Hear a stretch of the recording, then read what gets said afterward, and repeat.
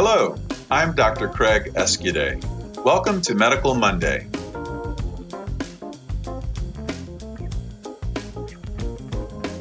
Nutritional routes. How do we intake nutrition? It's something that we all have to do to live, right? So most of us intake nutrition by eating it, right? Eating it, drinking it. Things go down, we swallow it, goes down into the stomach and gets absorbed from there.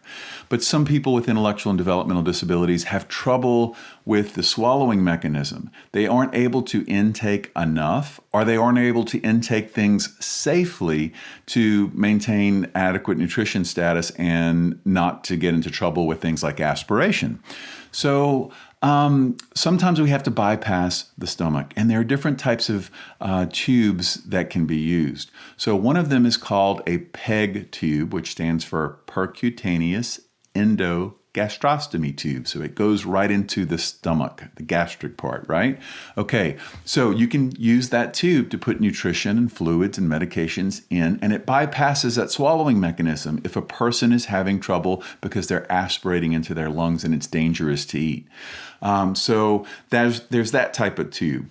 But sometimes using that type of tube, a person might still be at risk for aspiration because you're putting contents of the stomach and they're refluxing. So they're refluxing up into their oropharynx area, and then they can aspirate back into their lungs. So there's another type of tube called a J tube or a jejunostomy tube that goes into the bowels past the stomach.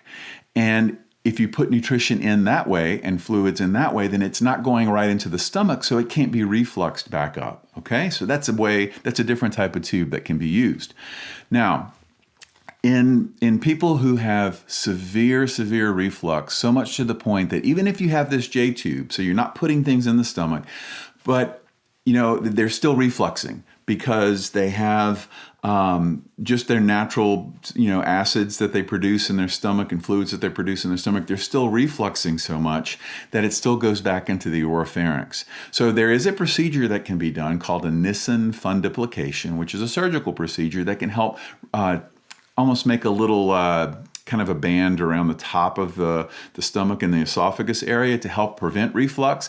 But that's not always that successful. It is a surgical procedure, and sometimes it might last for a while and then it has to be redone again. So another option is to use two tubes, where you have the jejunostomy tube where you're putting things into the stomach or into the intestines, and then you have the PEG tube, which is the stomach tube that's actually used to drain stomach contents out. So that way it reduces what's in the stomach, and so there's not so much that can be refluxed and reduces the risk of aspiration. Now, that's not a first line thing. That's not something you think about right off the top of the bat. This is something that's reserved for people who really have some significant problems.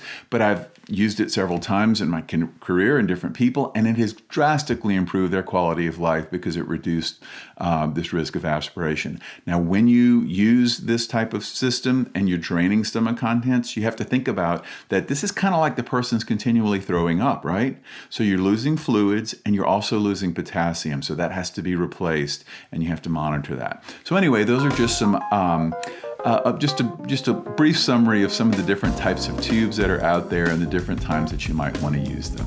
Hey everybody, thanks for watching this episode of Medical Mondays with Dr. Craig Escude. We got a ton more in the backlog, so if you want to check those out, we got a playlist on YouTube, or you can listen to it on our podcasting platforms.